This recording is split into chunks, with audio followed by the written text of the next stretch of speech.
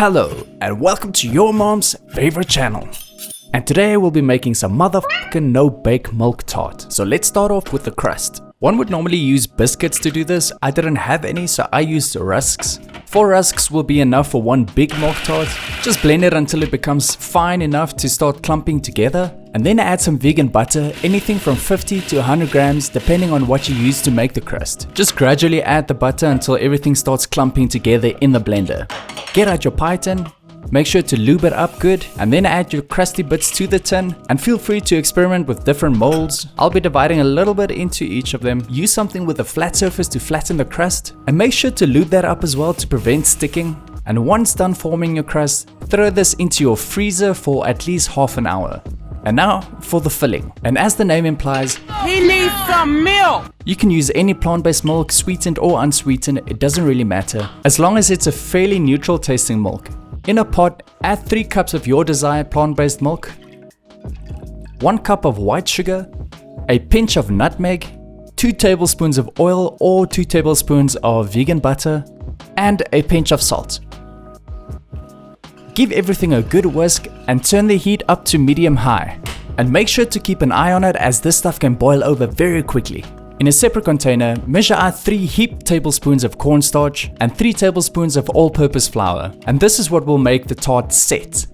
And then mix in a little bit of milk or water to turn this into a slurry. And just a FYI, ditch the fork and use a whisk to mix this, it just works so much better.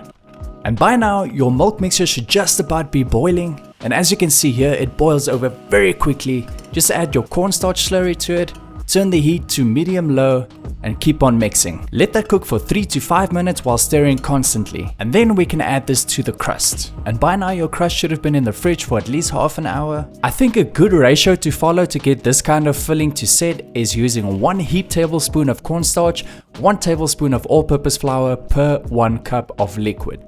And to get rid of any of these little bubbles, you can just hit the mold and they should pop right away. Let this cool down to room temperature before putting it into the fridge. Anything from an hour and a half to 2 hours should be fine, or just until it's fully set. So the more traditional style milk tart contains eggs and you had to bake it.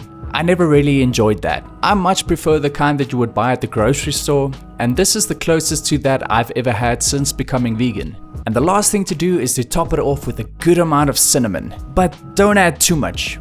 We don't want to take part in the cinnamon challenge today. When testing this recipe, I used some ginger biscuits to make the crust. It actually came out pretty good. But the ginger was a little overpowering for the milk tart, and I think it could be really nice with some chocolate biscuits. And if you prefer the taste of the more traditional milk tart, you can maybe add a pinch of black salt just to give it a slight hint of that egg taste. I'm also going to be experimenting with different flavored milks just to give it a try. Anyways, if you like this recipe, don't forget to subscribe if you haven't already, like this video. If you have any questions or suggestions, leave them in the comments below. And if you do end up making this, please tag me in a photo on Facebook or Instagram, I would love to see it.